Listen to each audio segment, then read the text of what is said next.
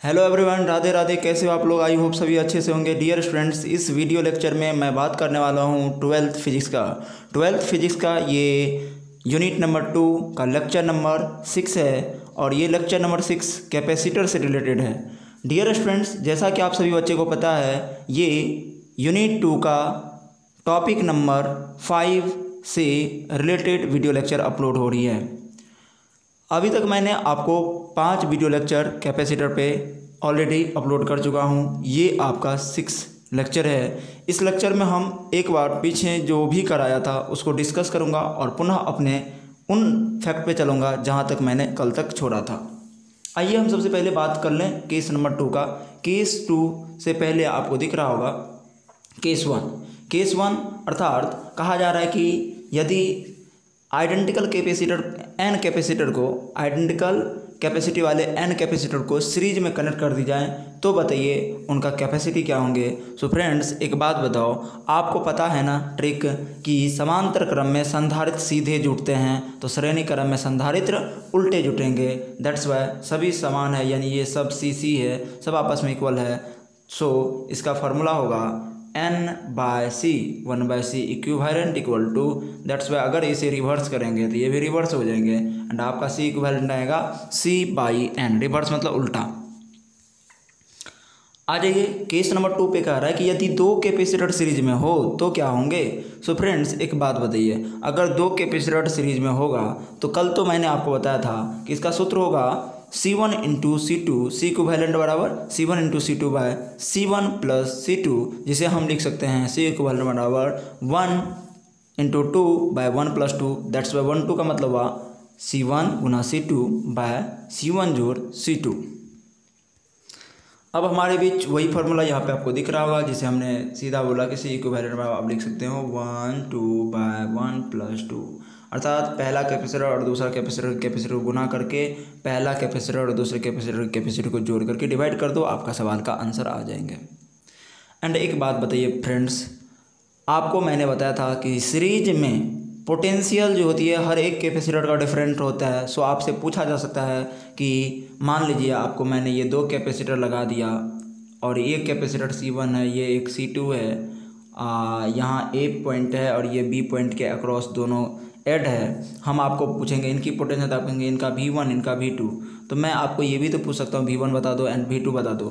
So dear students, अगर मैं आपसे V1 पूछा तो याद रखिएगा V जो है वो कैपेसिटी का उल्टा समानुपाती होता है। यहाँ पे हमने रिलेशन एस्टेब्लिश कर किया था और ये रिलेशन आपको कल से ही याद होंगे। सो मेरे लाल बाल गोपाल, एक बात ध्यान से सुनना, एक बात ध्यान से कान खोल के सुन लो। अगर सबसे पहले क्यू नेट निकालोगे तो क्यू नेट बराबर C इक्विवेलेंट इंटू V होगा एंड C इक्विवेलेंट आपको पता ही है C1 C2 by C1 plus C2 into V कर दिए तो ये क्यू नेट पता चल गया। और एक बड़ी बात आपको यहाँ बताना चाहूँगा, अगर आपको V1 चाहिए फ्रेंड्स, क्या चाहिए? V1 चाहिए, ध्यान से सुनिएगा। अगर आपको V1 चाहिए तो आप क्या करेंगे फ्रेंड्स? आप करेंगे C1 बाय C1 इंटू यहाँ क्यू नेट से गुना कर दीजिएगा, आप बाई करिएगा, आप कौन चीज C1 प्लस C2, आपका आंसर आ जाएगा, अगर आपको V2 चाहिए तो आप क्या करेंगे? आप करेंगे C2 into Q net by C1 plus C2। हर एक प्रश्न का उत्तर आपको आना तय है, पर इनको V से भी मल्टीपल करना होगा क्योंकि V नेट की वैल्यू आपको पता है, उनको करेंगे। सो जो मैंने आपको बताया वही चीज़ें यहाँ पे देख लीजिए। ध्यान रहें कि आपको Q चाहिए, क्या चाहिए? Q यहाँ पे क्या चाहिए? V1 चाहिए। So friends, V1 equal to, आप देख लो ध्यान से, V1 इक्वल टू क्या आया? C2 by C1 plus C2 into कौन? V net.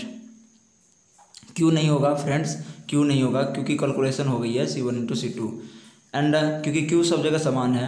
अगर C2 चाहिए तो C2 बराबर आप, अगर V2 चाहिए तो C1 by C1 plus C2 into V net कर देंगे, आपका आंसर आ जाएगा। चलिए हम रिलेशन एस्टेब्लिश करके देख लेते हैं कि V1 और V2 इक्वल टू क्या होना चाहिए। तो V1/V2 इक्वल टू होगा C2/C1। दैट्स वाई यहाँ से सिद्ध हो रहा है कि V उल्टा समानुपाती किसका है, कैपेसिटी का है। इसका मतलब इसीलिए हम अगर V1 निकालना चाहते हैं तो यहाँ लिखते हैं C2/C1 plus C2 multiple V net. And अगर हमें V2 चाहिए तब हम लिखते हैं C1/C1 plus C2 into V net. That's why आपको ये आंसर याद रहेंगे। आइए हम क्वेश्चन नंबर 1 की बात कर ले। क्वेश्चन नंबर वही कह रहा है कि आपका C1 4 microfarad, C2 6 microfarad EMF battery की 20 वोल्ट से कनेक्ट करा गया है। तो बताइए PD अक्रॉस कैपेसिटर, प्रत्येक कैपेसिटर के अक्रॉस PD निकालने हैं। तो इनके अक्रॉस PD क्या होंगे, इनके अक्रॉस PD क्या होंगे। तो PD अक्रॉस निकालने के लिए आपको सिंपल प्रॉब्लम पता है कि V1 हमें चाहिए, C1 में V1 चाहिए। सो C2 6/6 4 10 मल्टीपल V नेट की वैल्यू 20। दैट्स वाई कटेंगे और 12 हो गया आपको वोल्ट। सो इन ये वोल्टेज अगर 12 ले गया तो बाकी का कौन खाएगा, बाकी का ये खाएगा। तो बाकी का हम बचा 8, तो 8 वोल्ट दे देंगे 6 माइक्रोफराड को। अब हमारे बीच इसी में क्वेश्चन है कि फाइंड करिए चार्ज ऑन कैपेसिटर, प्रत्येक कैपेसिटर पर चार्ज। तो एक बात बताइए फ्रेंड्स, सीरीज में तो चार्ज बदलते नहीं हैं। सो आप क्यू नेट निकालेंगे। क्यू नेट निकालने से पहले आपको क्यू नेट निकालने के लिए फॉर्मूला पता होगा। क्यू अगर नेट चाहिए सो क्यू सी इक्विवेलेंट को बी से गुना कर देंगे। तो सी इक्विवेलेंट कैसे निकलेंगे, तो इसको निकालने का है 6 चौका 24 एंड 6 4 10, क्योंकि सीरीज में तो आप उन्हें उल्टा जोड़ते हो। तो 2 डेसिमल हो गया ये 4, अब मल्टीपल 2 डेसिमल 4, अब मल्टीपल हो जाएंगे 20 वोल्ट। तो ये 0 कैंसिल एंड ये हो गया 48 कूलम। तो ये हो गया 48 माइक्रो कूलम और सिंपल प्रॉब्लम था 48 माइक्रो कूलम इसका चार्ज हो गया। नेक्स्ट क्वेश्चन फ्रेंड्स आपके बीच दिख रहा होगा। ये C1 है, ये C2 है, ये C3 है एंड ये C4 है। C1 की value 3 microfarad, C2 6 microfarad, C3 12 microfarad and C4 24 microfarad. So friends एक बात बताइए, ये 3 और 6 का अगर आप निकालेंगे सीरीज में तो 36 18, 6 3 9 9 2 18, तो ये दोनों मिलके 2 माइक्रोफराड आ गया। ये 12 गुना 24, 12 गुना 24 बाय 12 प्लस 24 जो बढ़ती है 36 हो गया। कितना हो गया 36, 12 तिया 36, ये नहीं है, और 3 8 24, तो ये आया आपका 8 माइक्रोफराड। अब 8 और 2 का 8 दूना 16 बटा 8 2 10। दैट्स वाई आपका आया 1.6 माइक्रोफराड। कितना सिंपल सा प्रॉब्लम्स था। अब नेक्स्ट क्वेश्चन आपके बीच है, एक 3 माइक्रोफराड और एक 6 माइक्रोफराड का कैपेसिटर कनेक्टेड है सीरीज में। उसकी जस्ट नीचे 4 माइक्रोफराड और 12 माइक्रोफराड वो भी है सीरीज में एंड इसके साथ एक बैटरी 10 वोल्ट की ऐड है। और आपसे क्या मांगा जा रहा है, फाइंड सी इक्विवेलेंट। तो सबसे पहले सी इक्विवेलेंट निकाल लो, फिर बैटरी ने कितना चार्ज भेजा वो निकाल लो। तो सी इक्विवेलेंट ने 36 18 बटा 9, ये हो गया टोटल 2 एंड ये हो गया 12 गुना 4 बटा 16। तो 12 4 16, 12 गुना 4, तो 4 चौका 16, 4 तिया 12। तो फ्रेंड्स आपको आया ये 3 2 5, तो आपको आ गया 5 माइक्रोफराड। सी इक्विवेलेंट की वैल्यू 5 माइक्रोफराड एंड जब सी इक्विवेलेंट पता चला 5 माइक्रोफराड तो हम निकाल सकते हैं क्यू नेट सी इक्विवेलेंट यानी 5 माइक्रोफराड मल्टीपल हो जाएंगे फ्रेंड्स आपका 10 volt. That's why 50 microcoulomb charge किसके पास होगा, 50 माइक्रोकूलम चार्ज हो जाएगा। आपको बैटरी ने भेजा, यहाँ से कितना निकला है 50 माइक्रोकूलम चार्ज निकला। अब एक बात बताइए फ्रेंड्स, इसमें Q1 जाएंगे, इसमें Q2 जाएंगे। अगर मैं आपसे पूछ दूँ Q1 की वैल्यू, तो Q1 इक्वल टू फार्मूला हमने आपको पढ़ाया था, याद होगा कि हमने पढ़ाया था C1/C1 प्लस C2, ये पढ़ाया था, याद है कि नहीं। हाँ याद ही होना चाहिए, अगर याद नहीं है तो बड़ी दिक्कत है। ये C1/C1 प्लस C2 ये पढ़ाए थे। मल्टीपल क्या पढ़ाए थे, Q net, multiple Q net. That's why बच्चे एक बात बताइए, C1/C2, C1 की वैल्यू कितने हैं, C1 की वैल्यू ये 2 है, क्योंकि इनको ख़त्म करके कितना आया था 2, तो ये लिखेंगे 2 वो दोनों का ऐड कर लीजिए। ये कितना आया था फ्रेंड्स, ये आया था 3, तो 3 2 5 गुना कितना हो जाएगा, क्यू नेट कितना है, क्यू नेट बताइए 50, तो ये हो जाएंगे 10 यानी 10 दूना 20। तो ये 20 माइक्रोकुलम इनको मिला। अगर इन दोनों कॉम्बिनेशन को 20 मिला, इनको भी 20 इनको भी 20, तो बाकी का किनको कौन खाएंगे? बाकी का 4 माइक्रोफैराड और 12 माइक्रोफैराड को 30 माइक्रोकुलम होगा, क्योंकि सीरीज में इन दोनों को 30, इन दोनों को 20 माइक्रोकुलम चार्ज होंगे। सो ये सब बहुत इजी प्रश्न हैं और ये आप समझ रहे होंगे, ठीक है, जो मैंने आपको पूरा कॉन्सेप्ट के साथ पढ़ाया है। एंड 9 चार्ज प्रत्येक पर, तो वो चार्ज तो हमने अभी भी फाइंड करके दिखा दिया फ्रेंड्स। देखो हमने 20 माइक्रोकुलम एंड इस पे 30 माइक्रोकुलम निकाल के दिखाया।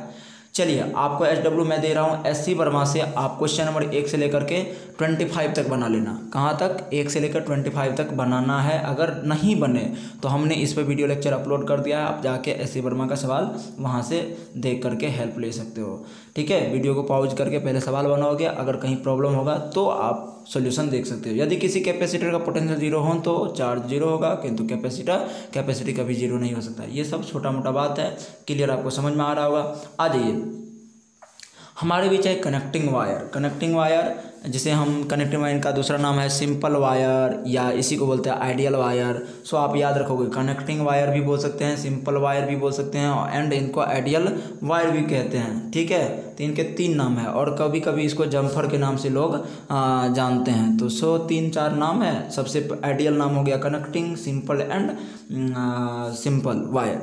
दैट्स वाई इसकी जो रेसिस्टेंस है वो जीरो माना जाता है एंड जीरो के कारण इनकी पोटेंशियल वायर में सब जगह, आइडियल वायर में सब जगह क्या होती है? सेम मिलता है, कभी बदलता नहीं है। सो बच्चे एक बात बताइए, अगर आपके पास एक कैपेसिटर है और इसके साथ एक सिंपल वायर जोड़ दिए तो ध्यान रखें, अगर यहाँ की पोटेंशियल जीरो है तो यहाँ की पोटेंशियल कितना हो जाएगा? जीरो। और जब दोनों साइड के पोटेंशियल जीरो है, जब पोटेंशियल ही जीरो है तो इस कैपेसिटर पर चार्ज कभी एग्जिस्ट नहीं करेंगे, और चार्ज एग्जिस्ट नहीं करेंगे तो ये कैपेसिटर कहलाएंगे यूजलेस। कितने क्या कहलाएंगे? यूजलेस। यानी आज के बाद एक कैपेसिटर या एक रसिस्टर में सिंपल वायर लग गया, चार दोनों ओर से क्लोज बन गया, तो वो कोई काम का नहीं होंगे। अब चलिए ये ध्यान से सुनिएगा, यहाँ जीरो है तो यहाँ भी जीरो है, दैट्स वाई ये दोनों यूजलेस है। किंतु एक बात ध्यान रखिएगा, ध्यान से, इस बीच में रेजिस्टेंस अलग होगा, यानी ये पोटेंशियल जीरो और एक्स के बीच है और ये आपको जीरो और एक्स के बीच है, यानी दोनों पैरेलल में है। इस कारण से ये दोनों कौन सी में है?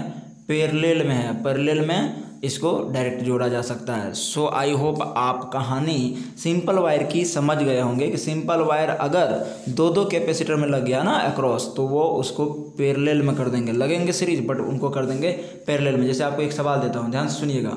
आपके पास ये एक कैपेसिटर है, फिर ये कैपेसिटर है, फिर ये एक कैपेसिटर है। मान लीजिए कि मैंने आपको यहाँ से लगा दिया एक सिंपल वायर लगा दिया, बोला ये 2 है, ये 2 है, ये भी 2 है। सो ये बिंदु A है एंड ये बिंदु B है। A और B के अक्रॉस अगर मैं आपसे इक्विवेलेंट पूछूँ कैपेसिटी, तो बता पाओगे? सिंपल प्रॉब्लम मैंने आपसे पूछा, ध्यान सुनना। तो आप क्या करोगे, यहाँ की पोटेंशियल मान लो जीरो, यहाँ की मान लो भी, या इधर कहीं भी उधर कहीं जीरो मान लो। मानने के बाद सिंपल वायर वहाँ तक, यहाँ तक पोटेंशियल भी होगा, यहाँ तक पोटेंशियल जीरो, क्योंकि इसका जीरो होगा, फिर zero zero zero zero zero zero zero, यहाँ भी जीरो, यहाँ भी जीरो। सो बच्चे ये 2 माइक्रोफैराड वाला जो है जीरो और B के बीच ऐड है।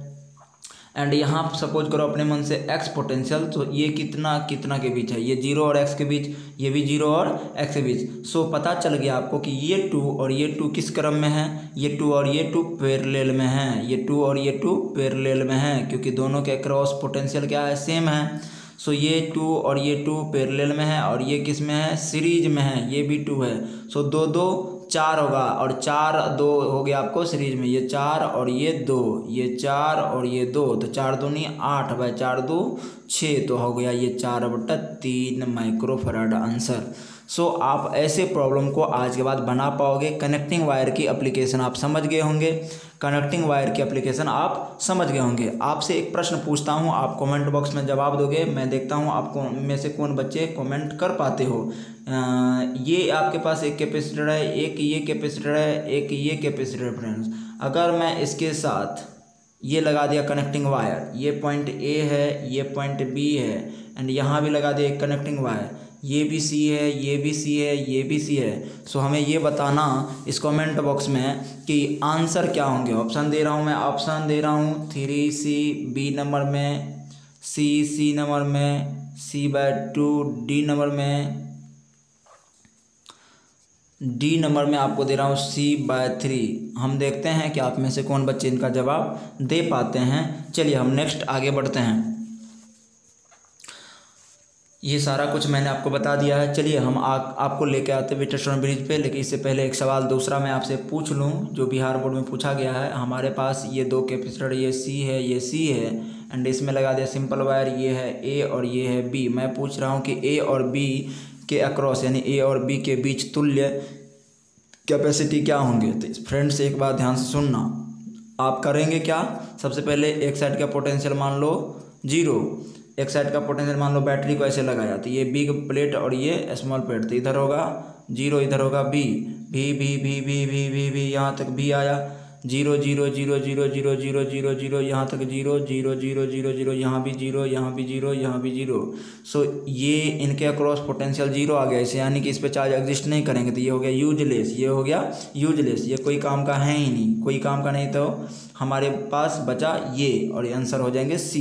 तो आंसर सिर्फ होगा इसका C, और ये ऐसे प्रश्न पूछे जाते हैं। आइए नेक्स्ट हमारे पास है व्हिटस्टोन ब्रिज। व्हिटस्टोन ब्रिज क्या होता है फ्रेंड्स, ये मैं व्हिटस्टोन ब्रिज को बहुत ही क्या कहते हैं डीपली पढ़ाऊंगा आपको करंट इलेक्ट्रिसिटी में। यहाँ पे एक थोड़ा सा आपको विजुअलाइजेशन करा दें, क्योंकि सवाल आते हैं तो थोड़ा सा हमें बताना पड़ेगा।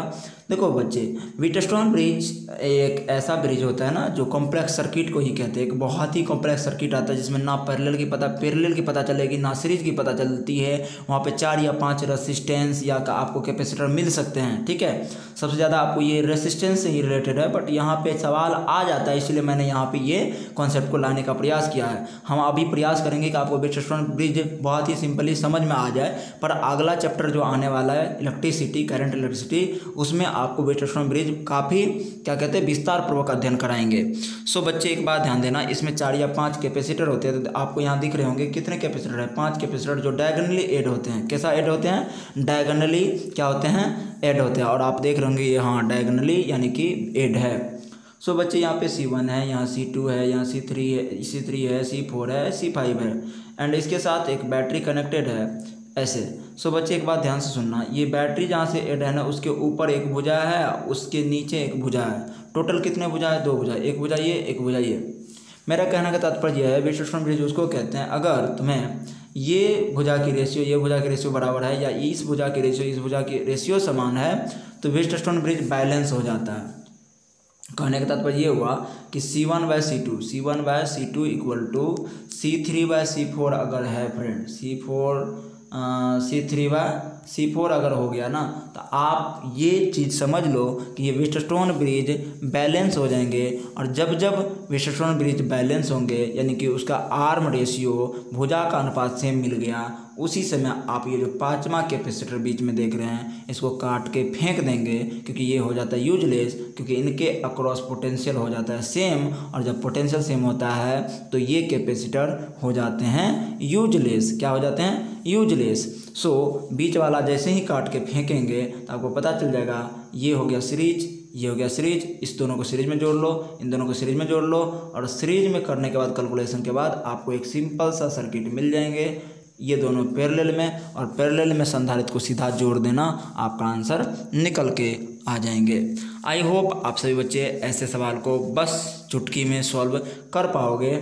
सीधा आपके दिमाग में रहना चाहिए व्हिटस्टोन बैलेंस ब्रिज में बीच वाला काट के फेंक देना है। बैलेंस की जांच कैसे करेंगे, यदि उनकी आर्म रेशियो यानी कि भुजा का अनुपात सेम हो जाए, तो आपस में भुजा, दोनों भुजा की अनुपात आपस में समान हो जाए तो आप उसे बैलेंस व्हिटस्टोन समझ जाना। और बीच में जो बीचों बीच डायगोनली कोई कैपेसिटर ऐड होंगे उसको काट के फेंक देना और आसानी से उसे ऐड कर लेना।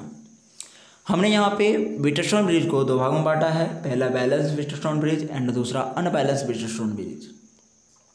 बैलेंस व्हिटस्टोन की ब्रिज की कंडीशन होती है कि C1/C2 equal to C3/C4, this is arm ratio. अगर आर्म रेशियो आपस में सेम है तो वो बैलेंस व्हिटस्टोन ब्रिज हो जाएंगे, बट अगर C1/C2 equal to does not equal to C3/C4 हो तो इसे अनबैलेंस व्हिटस्टोन ब्रिज कहेंगे।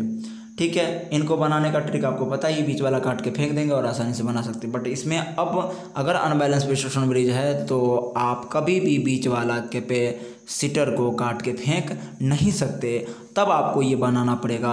अनबैलेंस विश्लेषण ब्रिज को बनाने के लिए आपको अपनाना पड़ेगा केवीएल लॉ, साथ में चार्ज डिस्ट्रीब्यूशन करना होगा। कितने 2 चीज़ें ध्यान रखना है, चार्ज का पहले डिस्ट्रीब्यूशन करना है, फिर किरचॉफ वोल्टेज लॉ लगा के सॉल्व करना है। तो आप में से बहुत सारे बच्चे का प्रश्न होगा किरचॉफ वोल्टेज लॉ क्या है। फ्रेंड्स, मैंने 11th में आपको किरचॉफ वोल्टेज लॉ पढ़ाया था। कौन सा चैप्टर में? वेक्टर में आया था Kirchhoff voltage law, Kirchhoff current law आया था। सो आप मुझे कमेंट बॉक्स में ये बताओ किरचॉफ करंट लॉ आवेश की किस संरक्षण पे काम करती है। दूसरा क्वेश्चन, किरचॉफ वोल्टेज लॉ किस संरक्षण पे काम करती है, किस कंजर्वेशन पे वर्क करती है। ये 2 चीज़ें मुझे जवाब दोगे। नेक्स्ट हमारे बीच है बैलेंस विश्लेषण ब्रिज, जो हमने अभी बताया था कि जिस विश्लेषण ब्रिज का आर्म रेशियो क्या हो, सेम हो, उसे ही बैलेंस विश्लेषण ब्रिज कहते हैं। That's why C1/C2 = C3/C4। That is here Vm का पोटेंशियल एंड Vn का पोटेंशियल आपको सेम मिल जाएंगे, और जिस कारण से यहाँ पे बीच वाला जो रसिस्टर नहीं या कैपेसिटर, वो यूजलेस सिद्ध होगा और इसीलिए उसको काट के बीच से फेंक दिया जाएगा। आज ये हम आप बात करेंगे अनबैलेंस विश्लेषण ब्रिज की। Unbalance that is arm ratio समान नहीं होगा, यानी C1/C2 does not equal to C3/C4 is known as unbalance विश्लेषण ब्रिज। आपको एक सवाल यहाँ पे दिख रहा होगा, ध्यान से देखिएगा। ये अनबैलेंस विश्लेषण ब्रिज है, क्यों? क्योंकि अगर इनकी आर्म रेशियो निकालने चले तो 2/3 = 4/4 कितना 6। एंड डियर स्टूडेंट्स, इसको अगर कट करते हैं तो ये होगा 2/3। सो ये बैलेंस विश्लेषण ब्रिज है। क्या ये बैलेंस विश्लेषण ब्रिज है, क्योंकि इनके आर्म रेशियो क्या मिल गए, सेम मिल गए। और जैसे आर्म रेशियो सेम मिला तो ये बीच वाला कैपेसिटर काट के फेंक देंगे। और यहाँ पे क्या था, C इक्विवेलेंट निकालने हैं। सो आसानी से इक्विवेलेंट निकाला जा सकता है। अगर बीच वाला काट के फेंक दिए तो ये दोनों किस क्रम में आएगा, सीरीज में। 4 दूना 8/4 2 6। सो आंसर आया 4/3 माइक्रोफराड। एंड ये वाला आएगा 36 18/6 3 9 9 दूनी 18, ये आया 2। सो आपका फाइनली जो कैपेसिटर बना ये बना एंड ये बना, ये आपको मालूम है 4/3 है एंड ये 2। सो इसको डायरेक्ट जोड़ेंगे 4/3 + 2 तो 3 दूना 6 4 10 10/3 माइक्रोफराड। ये आपका सिंपल सा आंसर निकल के आया कि 10/3 माइक्रोफराड। एंड 12 वोल्ट की बैटरी है, तो बैटरी ने कितना टोटल चार्ज भेजेगा, आप उसको 12 वोल्ट से गुना कर दो तो 120/3 यानी 3 × 12 40 माइक्रोकूलम हो जाएंगे चार्ज बैटरी द्वारा भेजा जाएगा। और ये चीज़ें हमने कैलकुलेशन करके आपको दिखाया है। सो फ्रेंड्स, आपका फाइनल आंसर यहाँ पे दिख रहा होगा कितना, 10/3 माइक्रोफराड। अगर टोटल चार्ज मैं पूछूँ आपसे तो Q नेट बराबर क्या हो जाएंगे, Q अगर नेट पूछूँ तो आप कहेंगे C इक्विवेलेंट यानी 10/3 मल्टीपल वोल्टेज है 12 वोल्ट, तो 120/3 3 × 12 4 से गुना कर दो 40 माइक्रोकूलम चार्ज होंगे। एंड 40 माइक्रोकूलम अगर चार्ज हुए फ्रेंड्स, तो ये चार्ज 2 भाग में बटेंगे, Q1 एंड Q2। अगर मैं आपसे Q1 पूछ लूँ तो आप सिंपली इसका आंसर कर सकते हो मेरे पास कि सर एक बात बताओ, Q1 चाहिए तो Q1 होगा C1/C1 + C2 × Q net. And that's why C1 की वैल्यू कितने हैं फ्रेंड्स, C1 की वैल्यू है 4/3 C1 + C2 दैट इज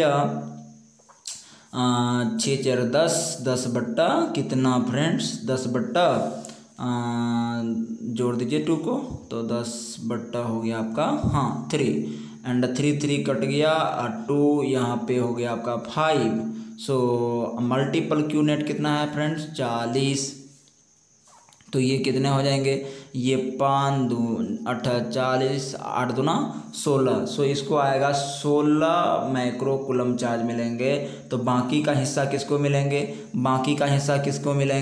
तो बाकी का हिस्सा आपको बचा कितना, बाकी का हिस्सा बचा 24 माइक्रोकूलम इसको मिलेंगे, 24 माइक्रोकूलम इनको मिलेंगे। दैट्स वाई ऐसे सवाल को आप आसानी से क्या कर पाओगे फ्रेंड्स, आसानी से सॉल्व कर लोगे।